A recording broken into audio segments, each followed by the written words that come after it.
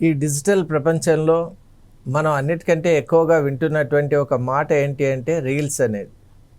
యాక్చువల్గా రీల్స్ అనేటువంటిది ఎంటర్టైన్మెంట్ కొరకు, అలాగే ఏదైనా ఒక కొత్త విషయాన్ని సరికొత్త విధానంలో మనకు చూపించడానికి, నేర్పించడానికి, తెలియజేయడానికి ఉపయోగపడే very short form of a video. దాని లెంత్ కూడా మామూలుగా 60 seconds to 90 seconds ఉంటుంది జనరలీ అప్రూవబుల్ టైం. మరి ఇంత షార్ట్ ఫామ్లో మనం ఏ విషయాన్ని ఎలా తెలియజేయగలం అనేటువంటిది కూడా ఒక టెక్నికే అది. మరి ఇటువంటి రీల్స్ను ఈరోజు మనం అందరూ కూడా రీల్స్ విషయంలో అనేక మాటలు వింటూ ఉన్నాం. మరి వాటి కారణాలేంటి, అలాగే రీల్స్ వల్ల జరిగే అనర్థాలేంటి, రీల్స్ను ఎలా వాడాలో అలా వాడకపోవడం వల్ల వచ్చేటువంటి అనేక దుష్పరిణామాలేంటి, వాటి గురించి ఇప్పుడు మనం తెలుసుకునే ప్రయత్నం చేద్దాం.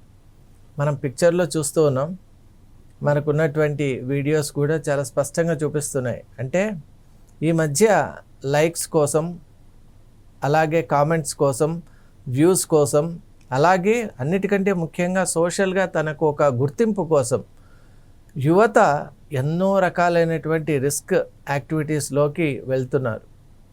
ఎలా అంటే ఇప్పుడు పిక్చర్స్ మనకు అన్నీ చాలా క్లియర్గా చూపిస్తున్నాయి. ఏదో తమకు గుర్తింపు రావాలి, ప్రపంచవ్యాప్తంగా తమకంటూ ఒక పేరు రావాలి అనేటువంటి ఒక తహతహ అనేటువంటిది యూత్లో మొదలైంది. దానికి అలా ఉండటం తప్పులేదు, కానీ మనం ఎంచుకునే మార్గం సరి అయిందా కాదా అని ఆలోచన చేసే శక్తి మాత్రం వాళ్ళల్లో లేదు. ఈరోజు మనం చూస్తున్నాం, అసలు ఏదైతే మనం చెయ్యకూడదో అటువంటి యాక్టివిటీస్లోకి వాళ్ళు వెళ్తున్నారు.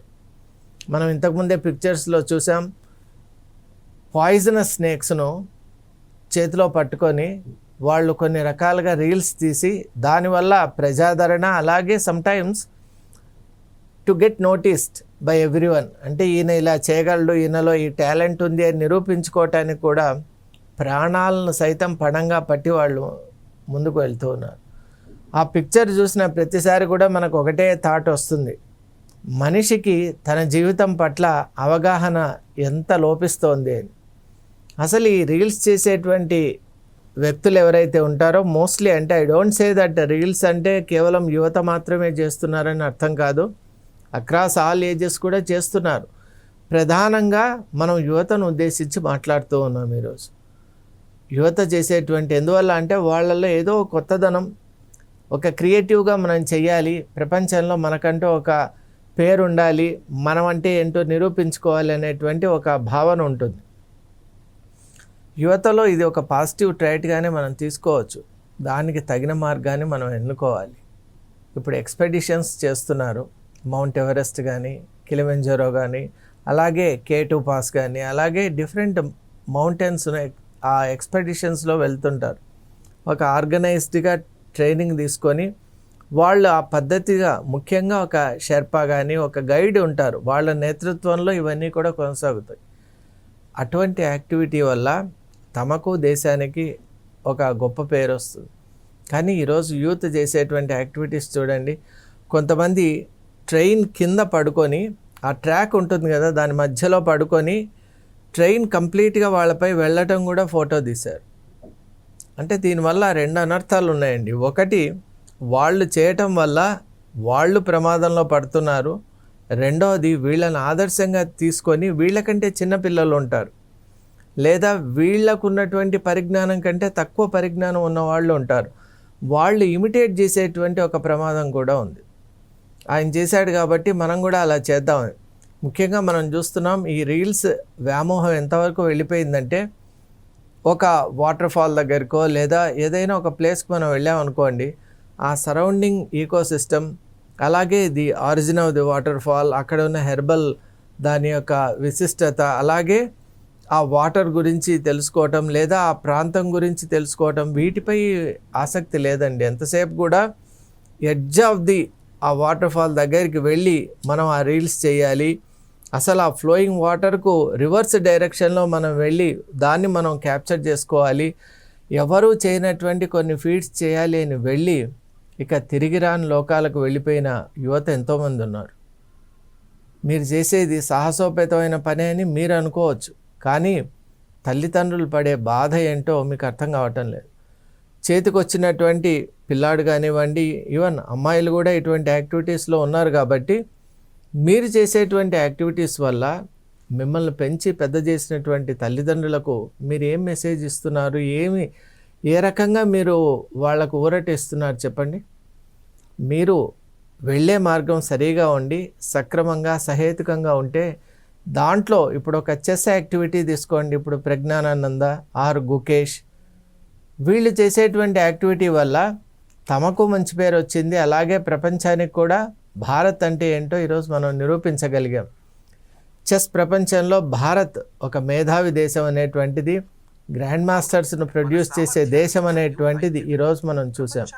కాబట్టి అలాంటి ఒక అద్భుతమైనటువంటి కార్యక్రమాల్లో మనం పాల్గొనాలి. అంతేగాని వైల్డ్ యాక్టివిటీస్, ఇప్పుడు ఏదైతే అన్కాల్డ్ ఫార్ యాక్టివిటీస్, ఇప్పుడు ఈ యాక్టివిటీ చేయమని ఎవరు చెప్పడం లేదు. చిటారు కొమ్మలపై కూర్చొని అక్కడ రీల్స్ చేయటం, లేదా వ్యూస్ కోసం ఇంకా వెళ్ళి కొంతమంది డేంజరస్ పొజిషన్స్లోకి వెళ్ళి, అంటే ఎక్కడికైతే ఇప్పుడు కొంతమంది they wanted to take a photo with wild animal like lion కానీ, అలాగే ఇంకా డేంజరస్ యానిమల్స్ దగ్గరికి పోవటం, గొరిల్లాస్ దగ్గరికి వెళ్ళటం, ఇవన్నీ కూడా మీరు ఎందుకు చేస్తున్నారు? యాక్చువల్గా మీరు ఏదైతే కోరుకుంటున్నారో గుర్తింపు అనేటువంటిది వీటి వల్ల ఎట్టి పరిస్థితిలో రాదండి. ఇంకొకటి, మిమ్మల్ని మీరు పాడు చేసుకోవడమే కాక యావత్ జనరేషన్ కూడా మీరు స్పాయిల్ చేస్తున్నారు. రీల్స్ అంటే ఇన్ఫర్మేషన్, ఎంటర్టైన్మెంట్ అండ్ క్రియేటివిటీ, ఈ మూడే ఉండాలి. అంతేకాని మీరు తీసుకునే రిస్క్ టేకింగ్ యాక్టివిటీస్ ఉంటాయి కదా, ఇవి రీల్స్ అని ఎప్పుడు కూడా మనం అనుకోవడానికి వీల్లేదు. ఇంకొకటి, ఈ మధ్యకాలంలో ఈ రీల్స్లో ఫేమస్ కావడానికి ఫ్యామిలీస్ కూడా కొన్ని విపరీతంగా ట్రై చేస్తున్నాయి. అక్కడ కూడా సభ్య సమాజం ముందు మనం కొన్ని మాటలు మాట్లాడవచ్చా లేదా అనేటువంటి ఒక వివేకం కూడా లేకుండా వాళ్ళు ప్రవర్తిస్తూ ఉన్నారు. కాబట్టి that is also giving a wrong message. ఒక ఫ్యామిలీ అంటే దానికి ఒక హుందాతనం ఉంటుంది, దానికి కొన్ని కట్టుబాట్లు ఉంటాయి, కొన్ని మర్యాదలు ఉంటాయి. వాటిని పాటిస్తూ ఒక మంచి ఇన్ఫర్మేషన్ ఇవ్వండి. మీరు చదివిన ఒక మంచి పుస్తకం గురించో, మీరు ఎవరు తెలియనటువంటి కొన్ని అంశాల గురించో, లేదా ఈ ప్రపంచంలోనే నేచర్లోనే ఉన్నటువంటి అద్భుతాల గురించి మీరు ఇవ్వండి. That is acceptable. కానీ మీరు చేసేటువంటి ఆ వినూత్నమైనటువంటి యాక్టివిటీస్, వికారమైనటువంటి యాక్టివిటీస్ వల్ల ఎంతోమంది ప్రాణాలు కోల్పోయారు. కొంతమంది రైల్లో వెళ్తూ కూడా ముఖ్యంగా మనం చూసాం, రీల్స్తో ప్రమాదవశాత్తు ఆ సిగ్నల్స్ అవి తగిలి ప్రాణాలు కూడా కోల్పోయారు. ఇక్కడ ముఖ్యంగా బాధ అనేటువంటిది మీ కుటుంబానికి ఉంటుంది, అలాగే మిమ్మల్ని ఒక రోల్ మోడల్గా తీసుకున్నటువంటి మిగతా జనరేషన్ కూడా ఉంది. ఇక్కడ మనం రెండు చూడాలండి, the production of the reels ఒకటి, అండ్ వాచింగ్ దీస్ రీల్స్, ఇది కూడా చాలా ఇంపార్టెంట్. ఇప్పుడు ప్రొడక్షన్ ఆఫ్ ద రీల్స్ విషయం మనం మాట్లాడుకున్నాం. అంటే రీల్స్ చేయడంలో ఉన్న రిస్క్స్ ఏంటి, అలాంటి అన్వాంటెడ్ రిస్కులు చేయడం వల్ల కుటుంబాలకు, తమకు, అందరికి కూడా విఘాతం కలిగిస్తున్నారు. ఇక రెండవది ఏంటంటే, రీల్స్ అనేవి చూడటం కూడా ఈ మధ్య చిన్నపిల్లల్లో చాలా ఎక్కువైపోయింది. అంటే చాలా ఈజీగా ఉంటుంది, స్క్రోల్ చేస్తూ ఉంటారు. అలా స్క్రోల్ చేస్తూ ఉంటే 10, 50, 100 అలా సంఖ్య దాటిపోతూ ఉంటుంది. కొంతమంది పెద్దవాళ్ళు కూడా రీల్స్ అనేటువంటి మోజులో పడి రాత్రి నిద్ర కూడా పోగొట్టుకుంటూ ఉంటారు. ఆ రాత్రి నిద్ర ఎప్పుడైతే క్వాలిటీ స్లీప్ అనేది ఉండదో, నెక్స్ట్ డే మనం మన పనిలో పెట్టవలసినంత ఆ ఫోకస్ పెట్టలేకపోతాం. ఖచ్చితంగా మనం ఇవ్వవలసినటువంటి 100% అక్కడ ఇవ్వలేము. కాబట్టి మన వర్క్, మన యాక్టివిటీ, మన క్వాలిటీ, మన ప్రొడక్షన్, మన యొక్క ఎక్స్పర్టైజ్ ఇవన్నీ కూడా దెబ్బతింటాయి. అందువల్ల రీల్స్ చూడాలి అనుకుంటే ఒక టైం కేటాయించుకోండి. చూసే వాళ్ళ గురించి ఇప్పుడు మనం మాట్లాడుతున్నాం, చేసేవాళ్ళ గురించి మనం ఇంతకుముందు మాట్లాడుకున్నాం. ఇప్పుడు చూసేవాళ్ళ గురించి, చూసేవాళ్ళు కూడా 10 minutes, 15 minutes, maximum half an hour అని పెట్టుకొని ఆ టైం కాగానే you must shut down the phone. ముఖ్యంగా పడుకొని కొంతమంది చిమ్మ చీకట్లో చూస్తూ ఉంటారు. అంటే మిగతా వాళ్ళు పడుకొని ఉంటారు కాబట్టి వీళ్ళు మాత్రం ఫోన్ తీసుకొని చూస్తుంటారు. ఆ బ్లూ లైట్ అనేది చాలా కంటిని ఎఫెక్ట్ చేయటం వల్ల కార్నియల్, ఈ నర్వ్ నెట్వర్క్ చాలా సెన్సిటివ్గా ఉంటుంది, అది డ్యామేజ్ అయిపోతుంది. ముఖ్యంగా ఈ మధ్యకాలంలో డాక్టర్స్ చెప్పారు, ఆప్థాల్మజిస్ట్ అంటే ఐ స్పెషలిస్ట్ చెప్పారు, 30 ఏళ్ళు 40 ఏళ్ళ వాళ్ళు కూడా మా దగ్గరికి క్యాటరాక్ట్ ఆపరేషన్ కోసం వస్తున్నారండి. ఇది నిజంగా ఈ జనరేషన్లో ఉన్నటువంటి ఒక పెద్ద వీక్నెస్ అని చెప్పారు. దానికి కారణం ఏంటంటే వీళ్ళు విపరీతంగా స్క్రీన్కి అడిక్ట్ అయిపోవడం. మనం చూసాం, ఎక్కడైనా ట్రైన్ కానీ బస్ కానీ ఎక్కడ ఫ్లైట్ కానీ ఎక్కడెక్కినా పక్కన ఎవరున్నారనే ఒక స్పృహ పరిజ్ఞానం కూడా ఉండదు. ఎంతమంది ఉన్నారో అంతమంది ఫోన్లు ఓపెన్ అయ్యి ఉంటాయి. ఇక ఫోన్లోనే ఫోనే వాళ్ళ ప్రపంచంగా మారిపోతుంది. ఇది అత్యంత దురదృష్టకరం. అలాగే రీల్స్ అనేటువంటిది ఈ మధ్యకాలంలో అది ఎంత ఒక మంచి ఇన్ఫర్మేషన్ క్రిస్పీగా మనం ఎంతో చెప్పాలనుకున్న పెద్ద స్టోరీని క్రిస్ప్గా ఆ నాలెడ్జ్ అందించే ఒక టిడ్బిట్స్ లాగా తయారు చేశారు రీల్స్ని. కానీ ఇప్పుడు ఆ రీల్సే మన పాలిట వరం కాకుండా శాపంగా మారిపోయినాయి. దానికి కారణం ఏంటంటే మనం చేసేటువంటి ఈ నిర్వాకాలే. ఆ చేసే వాళ్ళ యొక్క ప్రాణాలు ఎటు పోతున్నాయి, చూసే వాళ్ళ ప్రాణాలు కూడా మెల్లమెల్లగా వెళ్ళిపోతున్నాయి. ఎందుకంటే ఇటు కన్ను స్ట్రెయిన్ అయిపోతోంది. మరీ ముఖ్యంగా ఇప్పుడు ఫిజిషియన్స్ ఏమంటున్నారంటే రీల్స్ ఎవరైతే ఎక్కువగా చూస్తారో సైకలాజికల్గా వాళ్ళలో కొన్ని చేంజెస్ కలుగుతున్నాయి, జెనెటిక్గా మార్పులు జరుగుతున్నాయి. ఎందువల్ల అంటే ఆ రీల్స్ అనేటువంటివి చాలా వేగంగా జరిగేటువంటి యాక్టివిటీ.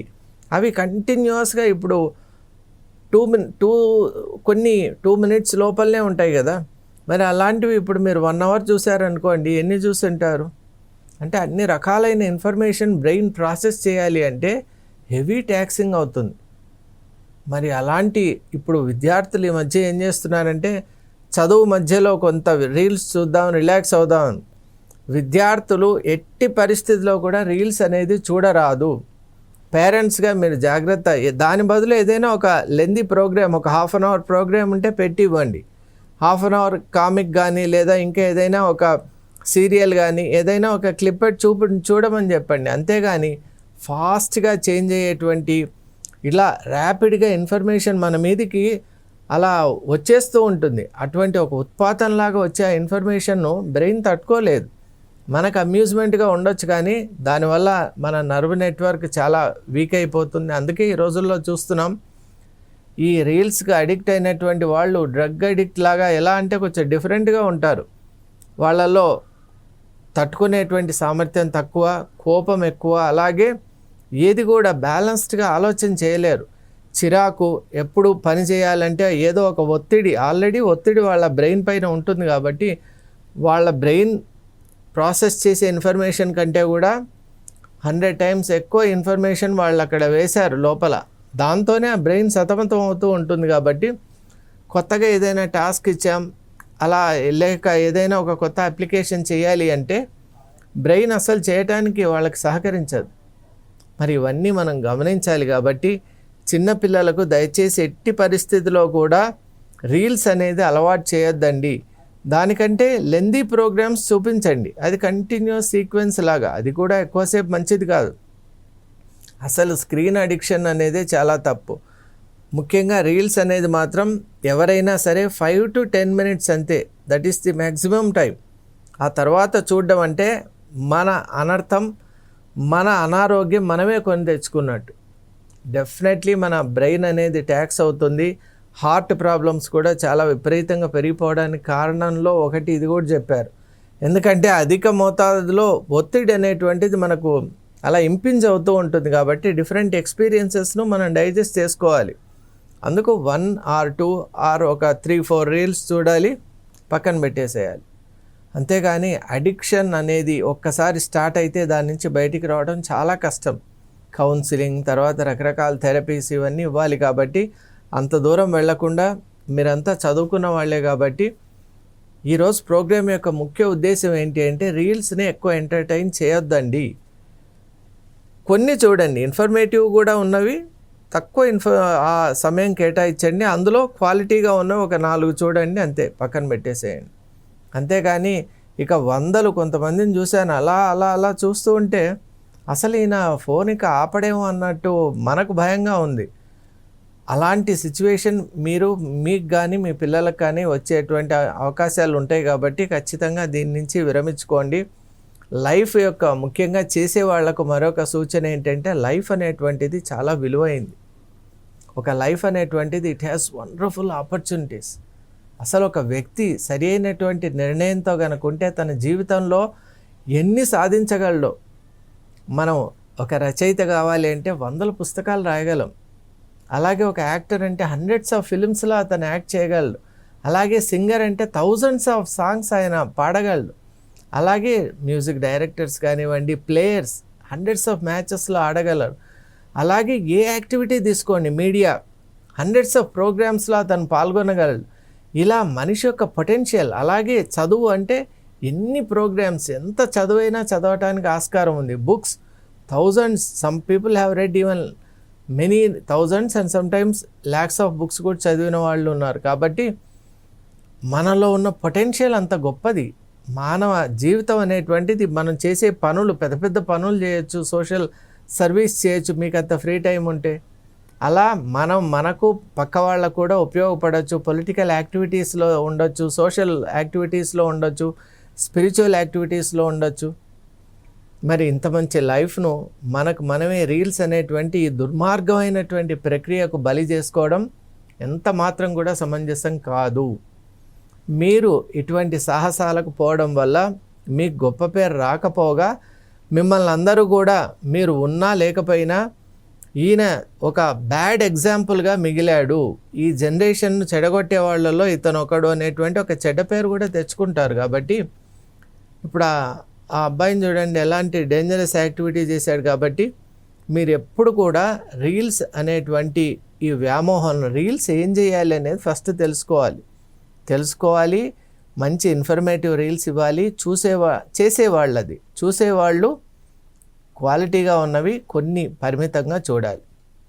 చేసేవాళ్లకు మరొకసారి మనం ఏంటంటే, మీ లైఫ్ నెట్టి పరిస్థితిలో రిస్క్లోకి మీరే తోసేసుకోవద్దు. మీరు వెళ్ళిపోతే మీ పేరెంట్స్కు, మీ ఫ్యామిలీస్కు అది ఎప్పటికి కూడా ఆ గ్యాప్ అనేటువంటిది, ఆ హాలోనెస్ అనేది మిగిలిపోతుంది. కాబట్టి మీ లైఫ్కు మీరే ఇంపార్టెన్స్ ఇవ్వండి. అలాగే మీ లైఫ్ ద్వారా, రీల్స్ ద్వారా నిజంగా మీరు ఒక అద్భుతమైన మెసేజ్ ఇవ్వాలి అంటే రిస్క్ లేని విధంగా మీరు చేయండి. Risk free, knowledge prone programs చేయండి. And start spreading this gospel. అంటే మీరు ఎప్పుడు కూడా knowledge sharing and social caring, ఈ రెండు మీ ఆబ్జెక్టివ్స్గా కనుక ఉన్నట్టయితే your life will become wonderful. Thank you.